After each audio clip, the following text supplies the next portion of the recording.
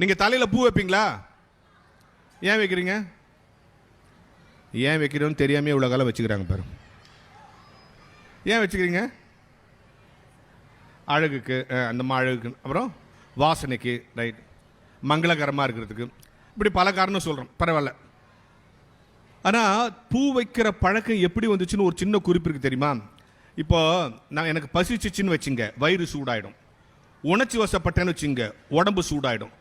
கோவப்பட்டா என்ன ஆகிடும்? மூளை சூடாயிடும். இதுதான் சயின்ஸ். பசிச்சா வயிறு சூடாயிடும், உணர்ச்சி வசப்பட்டா உடம்பு சூடாயிடும், கோவப்பட்டா மூளை சூடாயிடும். அதனால தான் கிராமத்தில் கோவக்காரனை சொல்லுவாங்களா, அவன் ரொம்ப மூளை சூட்டுக்காரன்பா சொல்கிறோம்ல. நம்மளே சொல்கிறோம்ல, கோவம் வந்தா மண்டை காயுது மரியாதையாக போயிடுன்றோம்ல. அப்போ கோவம் வந்தால் மூளை சூடாயிடும். இதில் யாருக்கு தெரியுமா சீக்கிரம் சூடாயிடும்? பெண்களுக்கு தான் சீக்கிரம் சூடாயிடுமா. அதனால தான் குளிர்ந்த மலரில் கொண்டு போய் அங்கே வச்சு அது சூடாகாமல் பார்த்துக்கிறது.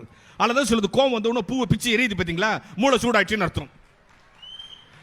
ஒருத்தர் விசில் அடிக்கிறா, இது தெரியாமல் நான் பூ வாங்கி கொடுக்காம இருந்தேன். இவ்வளோ பெரிய உண்மை இன்னைக்கு வந்து சொல்லியிருக்கேன்.